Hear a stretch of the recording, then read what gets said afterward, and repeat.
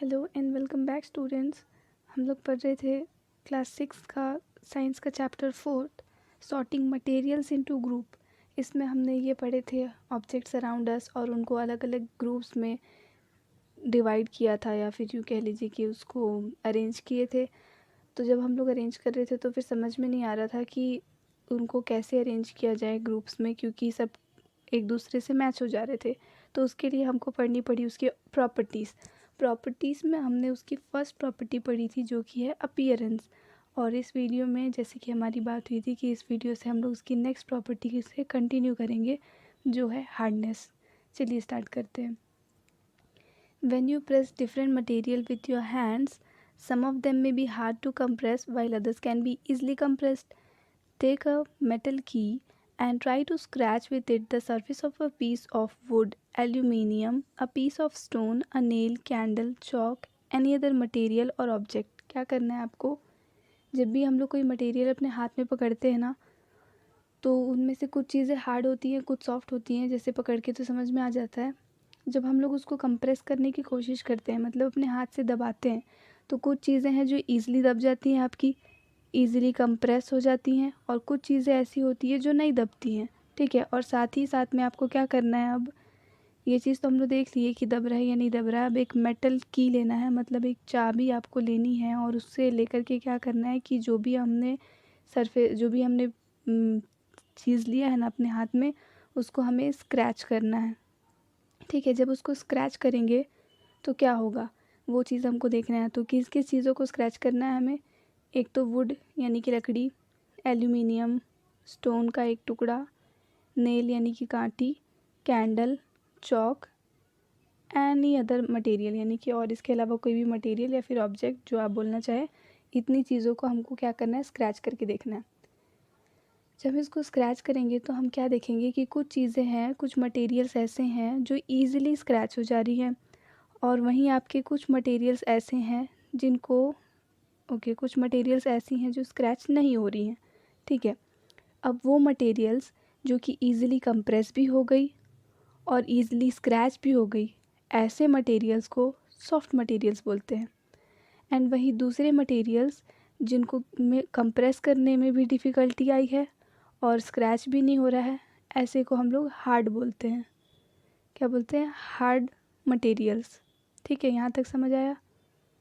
अच्छा, आप लोग ये भी बताइएगा, जो ये वीडियो को यहाँ पे देख रहे हैं, तो आप ये बताइएगा कि जैसे मैं लाइन बाय लाइन उसको रीड करती हूँ और फिर उसको एक्सप्लेन करती हूँ, आपको ये एक्सप्लेनेशन सही लगता है, या फिर जैसे ऊपर हेडिंग लिखा हुआ हार्डनेस, तो मैं बस डायरेक्टली आपको बता दूँ कि इसके अंदर क्या लिखा है, वो सही लगता है। क्या है ना, अगर आपको बुक रीड करके उसका मीनिंग पढ़ना समझना भी है कि कैसे उसको समझिए लाइन बाय लाइन पढ़ के, तो ये तरीका सही है कि मैं उसको एक एक लाइन पढूँ और उसका मीनिंग बताते जाऊँ। बाकी आपकी चॉइस है। ठीक है, तो आप बताइएगा कौन सा बेटर आपको लगता है। तो हार्ड और सॉफ्ट हमने क्या पढ़ लिया। हार्डनेस में क्या पढ़ेंगे, वो मटेरियल जो कंप्रेस हो जा रहे हैं और स्क्रैच भी हो जा रहे हैं वो आपके सॉफ्ट मटेरियल्स हैं, और जो कंप्रेस भी नहीं हुआ और स्क्रैच भी नहीं हुआ वो आपका हार्ड मटेरियल है। सॉफ्ट में क्या आ जाएगा आपका कॉटन, स्पॉन्ज, और हार्ड में आयरन। इजी है ना। चलिए नेक्स्ट प्रॉपर्टी पढ़ते हैं। नेक्स्ट प्रॉपर्टी है आपका सॉल्यूबल और इनसॉल्यूबल। सॉल्यूबल का मतलब होता है वो चीज़ें जो ईज़िली घुल जाती हैं, और इनसॉल्यूबल जो नहीं घुलती हैं। इजी है ना। उसके लिए हम लोग को ये एक्टिविटी 4 पढ़ना है। उसमें क्या लिखा हुआ है, collect sample of some solid substances such as sugar, salt, chalk powder, sand and sawdust. हम लोग को क्या करना है, कुछ सॉलिड सब्सटेंसेस का सैंपल कलेक्ट करना है। ठीक है, ये सारे सब्सटेंस आपके सॉलिड है, ध्यान में रखिएगा। एक आपका शुगर चीनी, सॉल्ट नमक, chalk powder, sand sawdust, sawdust मतलब भूसा बोल सकते हैं। ठीक है, इतनी चीज़ें हम लोग को कलेक्ट करनी है। अब इसके बाद क्या करना है, इनको कलेक्ट करने के बाद में हम लोग को 5 ग्लास लेना है। पाँचों ग्लास में हमको अबाउट 3/4 उसको वाटर से फिल करना है। 3/4 का मतलब होता है हाफ से थोड़ा ज़्यादा, 3/4 हिस्सा आपका। ठीक है, आधे से थोड़ा ज़्यादा हम लोग उसको पानी से भरेंगे, और फिर उसमें क्या करेंगे, शुगर डालेंगे। 1 स्पून फुल ऑफ शुगर, 1 चम्मच चीनी डालेंगे फर्स्ट ग्लास में।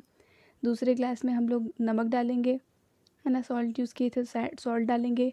और हम क्या लिए थे, चॉक पाउडर लिए थे, सैंड लिए थे, और सॉडस्ट लिए थे। तो 5 अलग अलग ग्लास में हम लोग 5 अलग अलग चीज़ें डालेंगे, और फिर उसको स्टर करेंगे, मतलब आप चम्मच से चलाएंगे। ठीक है, चलाने के बाद आपका क्या होगा, आपको पहले से ही पता है जो आपका शुगर है वो पानी में पूरा घुल जाएगा और क्या होगा, दिखेगा ही नहीं कि हम उसमें कुछ डाले भी थे। उसके अकॉर्डिंग ये टेबल आपको फिल करना है कि मिक्स करने के बाद आपका जो मटेरियल था उसका क्या हुआ। फर्स्ट क्या दिया है आपका, salt.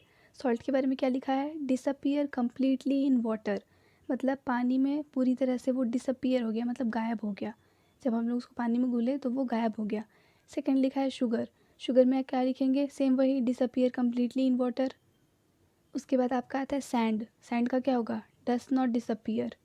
Chalk powder. Chalk powder भी डस नॉट डिसअपीयर, क्योंकि चॉक पाउडर जब आप घोलेंगे ना तो वो पाउडर पूरा अच्छी तरह से नहीं घुलता है आपका। एक तो पानी भी वाइट वाइट दिखेगा थोड़ा, और उसके ऊपर वाले हिस्से में कुछ पाउडर जमेगा और कुछ नीचे भी जमेगा, ठीक है। और वहीं जब आप सॉ डस्ट यानी कि भूसा जब आप उसमें घोलेंगे तो क्या होगा, सैंड आपका नीचे जम जाएगा और भूसा क्योंकि हल्का है तो वो आपका ऊपर तैरता रहेगा, ठीक है। तो इसमें भी क्या लिखेंगे, डस नॉट डिसअपीयर। इतनी चीज़ें हम हुई।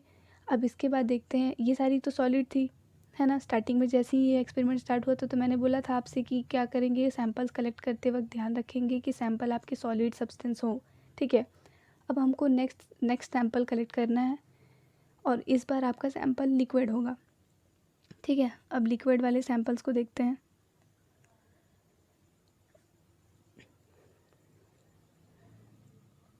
ये देखिए आपका लिक्विड वाला सैंपल क्या क्या है, collect sample of vinegar, lemon juice, mustard oil और कोकोनट ऑयल, केरोसिन और एनी अदर लिक्विड। क्या क्या कलेक्ट किया हम लोग, विनेगर, सिरका, ठीक है, जो कि अचार वगैरह में डलता है, और उसके बाद लेमन जूस यानी कि नींबू का रस, मस्टर्ड ऑयल सरसों तेल या फिर कोकोनट ऑयल, और एक केरोसिन और कोई दूसरा लिक्विड। इतनी चीज़ें हमको लेनी है। फिर वैसे ही एक ग्लास का बर्तन लेना है और उसमें हम लोग को वाटर डालना है, और उस वाटर में हम लोग को फिर एक एक चम्मच ये लिक्विड्स ऐड करने हैं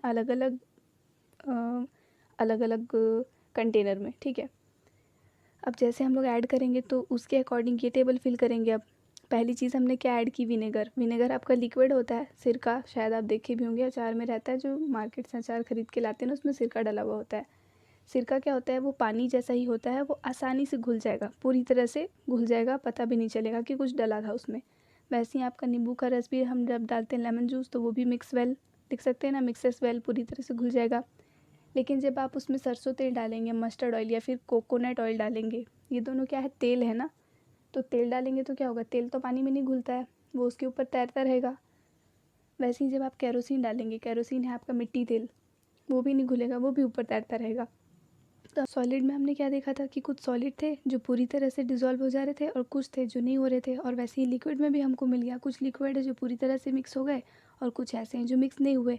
तो इसके ऊपर डिपेंड करते हुए हम लोग इसकी ये प्रॉपर्टी पढ़ेंगे जिसको बोलते हैं सॉल्यूबल और इनसॉल्यूबल। जो चीज़ें कम्प्लीटली डिसअपीयर हो गई ना वाटर में, जो कम्प्लीटली डिसअपीयर हो गई उनको बोलते हैं सॉल्यूबल। वहीं दूसरी तरफ जो चीज़ें आपकी कम्प्लीटली डिसअपीयर नहीं हुई, जब उसको मिक्स करने के बाद भी वो नज़र आ रहा है, उनको बोलते हैं इनसॉल्यूबल इन वाटर, ठीक है। ये प्रॉपर्टी समझ में आई। आई होप यहाँ तक आपको समझ में आया होगा। अब नेक्स्ट आपका टॉपिक है ऑब्जेक्ट्स में फ्लोट और सिंक इन वाटर। ये जो टॉपिक है ये हम लोग अब नेक्स्ट वीडियो में कवर करेंगे, और उस आई थिंक इसके बाद आपका ज़्यादा चैप्टर ये बचा नहीं है, थोड़ा ही सा पोर्शन बचा है, हाँ थोड़ा ही बचा है। तो ये हम लोग नेक्स्ट जो इस वीडियो का जो अगला पार्ट आएगा ना, थर्ड पार्ट, उसमें हम लोग ये कंप्लीट कर लेंगे। आपने अगर पहले वाला वीडियो नहीं देखा है तो उसकी लिंक आपको डिस्क्रिप्शन में मिल जाएगी, उसको ज़रूर देखिएगा, और आगे वाला जो वीडियो होगा उसका लिंक भी आपको डिस्क्रिप्शन में मिल जाएगा, ठीक है। Thanks for watching.